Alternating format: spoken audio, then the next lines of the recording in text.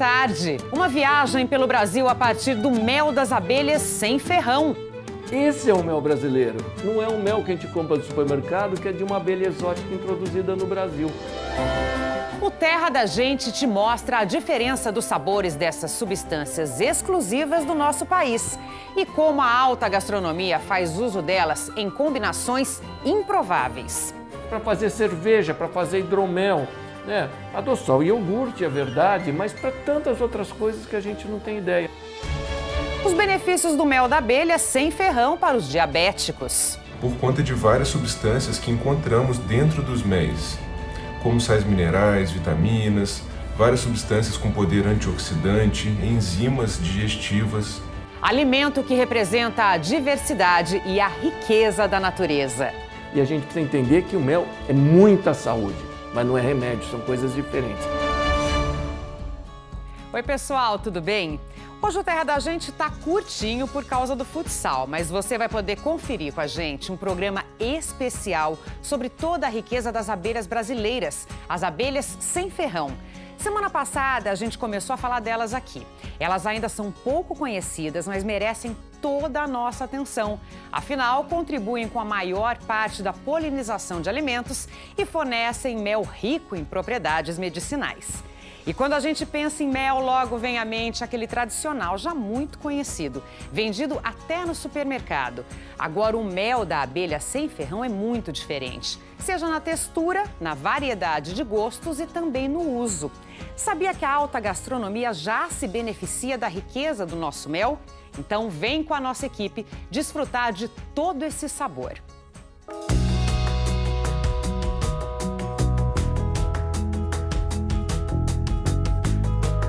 As abelhas fazem parte da história da humanidade. O mel desses insetos já alimentou, banhou e tratou milhares de pessoas. No Antigo Egito, os faraós partiam para outro mundo carregados de mel. Tem alguns relatos de jarros que foram tirados de tumbas de faraós ou de tumbas egípcias que tem mel lá dentro e esse mel ainda está intacto. Uma prática que provavelmente foi observada na própria natureza. É uma curiosidade interessante, isso acontece mais com a abelha não nativa, né, da Apis. Por exemplo, se você tiver a invasão da colmeia por algum organismo muito grande, um ratinho, uma lagartixa, alguma coisa aqui, depois as abelhas não tenham força suficiente para remover esse inimigo de dentro da colmeia, em vez de elas deixarem ele ali se decompor e apodrecer, elas usam a própolis e elas recobrem todo o corpo desse invasor com a própolis. Por conta das características antimicrobianas, você não vai ter então o apodrecimento desse organismo ali dentro, né? Então isso previne, você tem ali um embalsamamento natural desse invasor. Mas afinal, o que faz o mel ter validade infinita?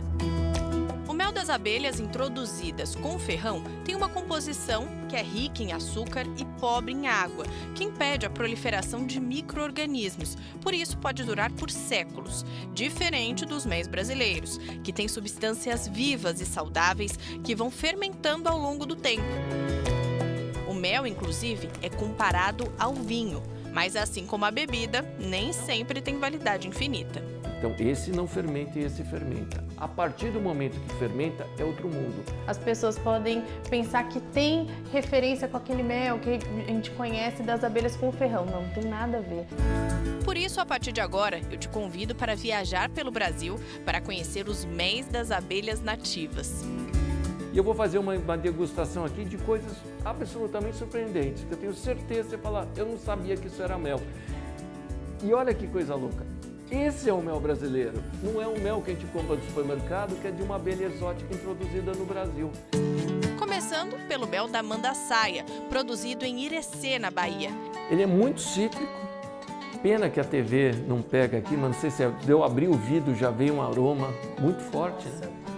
É muito gostoso. partimos para Goiás para conhecer um mel exótico, de um sabor mais amanteigado, salgado. E não tem um rançoso na boca também? Tem. Alguma coisa de uma manteiga rançosa ou uma casca de queijo, igual você coloca manteiga em um monte de preparo, você pode entrar com esse mel também. Ele combina muito com carnes e com alguns tipos de queijo, mas precisa ser queijo forte, porque ele é muito potente, né? Ele tem muita personalidade. Que tal darmos uma passadinha pelo sul do Brasil? Hora de conhecer o mel de uma abelha rara, a imerina. Vamos experimentar, né? Nossa, a cor já é muito diferente, né? Esse, para mim, foi o melhor mel de todos. Nossa. É incrível, né? Tem uma coisa do limão mesmo. Tem Nossa, é muito muita bom. acidez. Essa abelhinha produz apenas 300 gramas desse mel por ano. Uma verdadeira joia. Então vamos agora experimentar o vizinho da mesma abelha desse mesmo mel e você me diz Também o que você acha. bem fluido, né? Bem fluido. Nossa, bem mais ácido, né? Mais ácido ainda. Já passou. Obrigada. Mas é muito gostoso também. É muito.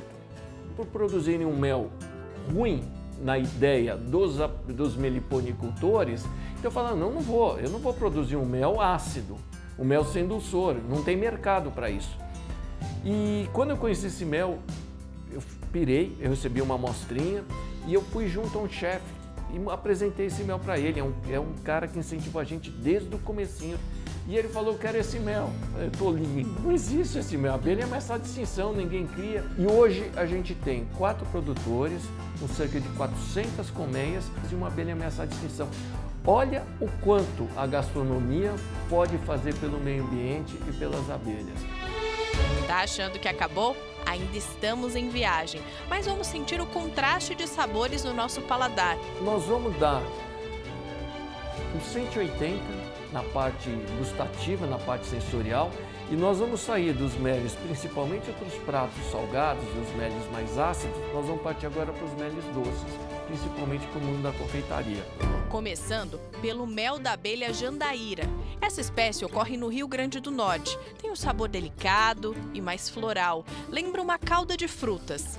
A calda está pronta, você não precisa fazer nada, é só finalizar com essa calda, porque é incrível, né, esse floral que ele tem, né, e ele tem um pouco de sabor de calda de fruta, uma calda de pera, não é isso? Tem mesmo. Então é uma caldinha pronta e é incrível. Seguimos agora para o Pará para conhecer o mel da Uruçu Boca de Renda. É o maior embaixador das abelhas brasileiras. E assim, surpreende muito, né? Porque a diferença desses sabores é uma coisa que chama muita atenção. Demais, demais, é incrível. Mel é um item de alta gastronomia para ser usado em todas as etapas. Para as carnes, para os peixes, para as vieiras, para as ostras, mas para fazer cerveja, para fazer hidromel, né? Adoçar o iogurte, é verdade, mas para tantas outras coisas que a gente não tem ideia. Essa é a gastronomia que nos transporta para os verdadeiros sabores brasileiros.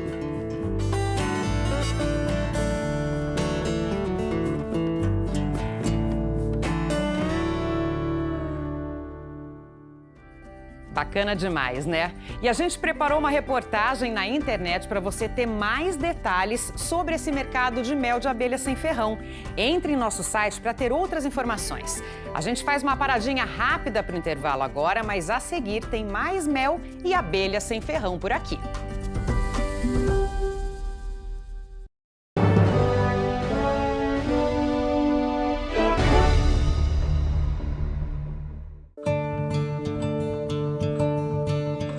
Diabéticos podem consumir méis brasileiros? A resposta é sim. Alguns artigos científicos mostram o potencial benefício dos méis ou mélias para os diabéticos. Se possível, claro que acompanhado por um bom profissional de saúde, médico e ou nutricionista. E por que esse mel seria tão interessante para esse diabético? Por conta de várias substâncias que encontramos dentro dos méis, como sais minerais, vitaminas, várias substâncias com poder antioxidante, enzimas digestivas. Descobertas a partir da união da ciência com a sabedoria popular. O mel ele tem um grande poder de melhorar faringite, laringite, inflamações de vias aéreas superiores. Então, o brasileiro, quando está tossindo ou tem dor de garganta, o que ele faz? Ele toma mel, coloca própolis também. Ele sabe que funciona. A ciência fala que funciona. Só que qual que é o problema nisso? O brasileiro normalmente consome mel pontualmente como remédio. E um detalhe que eu já falei com vocês, o mel não é remédio. O mel é um alimento funcional incrível, com potencial de ajudar diabéticos, pacientes com câncer. Vários estudos mostram isso. Pra você ter uma ideia, o americano consome per capita 15 vezes mais mel que o brasileiro e o alemão 25 vezes. O mel tem que ser uma experiência positiva, de carinho, de amor. Precisa mudar esse paradigma e a gente precisa entender que o mel é muita saúde, mas não é remédio, são coisas diferentes. A diversidade desse ouro fabricado pelas abelhas brasileiras sem ferrão vai muito além do sabor. O Brasil ele tem um potencial enorme de produção de méis. Imaginem só, a abelha Apis mellifera ela faz vários méis porque variam a quantidade, as fontes de onde ela coleta os açúcares, sejam méis florais ou méis de melato. É uma quantidade incrível que nós temos, uma riqueza incrível. Agora, eu estou falando de uma espécie. Imaginem as abelhas sem ferrão. São mais de 250, mais de 300 espécies de abelhas sem ferrão. Cada uma dessas espécies pode coletar uma variedade enorme de açúcares na natureza. Então já imagine a quantidade de méis que vocês podem provar. Segundo a Organização Mundial da Saúde, o mel tem mais de 70 substâncias que são essenciais para o nosso organismo. Só que para eu ter tudo isso, eu tenho que falar também de qualidade. Um mel que tem um grande potencial para o diabético, ele tem que ser bem manuseado e tem que ser um mel de excelente qualidade. E para garantir essa qualidade, existem vários itens importantes, como, por exemplo, a localização dessa colmeia. Essa colmeia, de preferência, deve estar num local isento de pesticidas, de agrotóxicos, com água potável para as abelhas tomarem, porque essa água vai impactar na qualidade do mel. O manuseio desse mel deve ser adequado. Ele não deve ser aquecido, não deve ser exposto à luz solar. Tudo isso deteriora a qualidade do mel. As abelhas nativas se popularizaram entre territórios indígenas e quilombos. E cada vez mais a ciência evolui para desfrutar dos benefícios desse tesouro pouco conhecido no país. Agora, saibam que uma das grandes diferenças dos méis das abelhas com ferrão para as abelhas sem ferrão é o seguinte: a abelha com ferrão ela faz um favo de cera de abelha e coloca o mel lá dentro. A abelha sem ferrão faz um favo de cera, só que ela é um favo de cera com própolis, a gente chama de cerumen. E essa própolis vai trazer alguma característica para esse mel. Então imaginem a vegetação variada, as abelhas variadas e ainda pode variar o tipo de própolis que ela colocou lá no potinho. Então a variação é gigantesca. A gente fala que cada mel que você consumir de abelha sem ferrão vai ser um mel totalmente distinto do outro. A fabricação artesanal do mel pode ser ainda melhor quando combinada com a própolis. Por exemplo, a própolis da abelha jataí. Ela possui uma suavidade e combina com quase todo o prato. Temos a própolis da abelha borá, que para quem gosta de uísque, até lembra um pouquinho essa bebida. Alimentos que podem ser consumidos todos os dias. Todo dia uma pequena quantidade, e não apenas uso pontual. Eu não quero incentivar vocês a parar de consumir o mel na dor de garganta, continuem, é uma ótima conduta. Só que eu estou incentivando vocês a acrescentar essa nova forma de consumo contínuo. O trabalho das abelhas é sinônimo de vida longa, o que torna essa prática ainda mais necessária quando falamos sobre a conservação de espécies. São atividades que beneficiam toda a cadeia, beneficiam a natureza, beneficiam o produtor e beneficiam o ser humano. Quer continuar aprendendo mais sobre as abelhas sem ferrão? A nossa equipe vai estar numa live no Instagram às 15h com o pesquisador Thiago Francoy.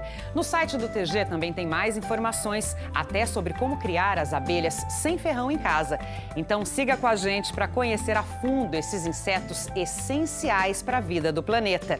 O Terra da Gente fica por aqui. Semana que vem a gente está de volta. Até lá. Tchau.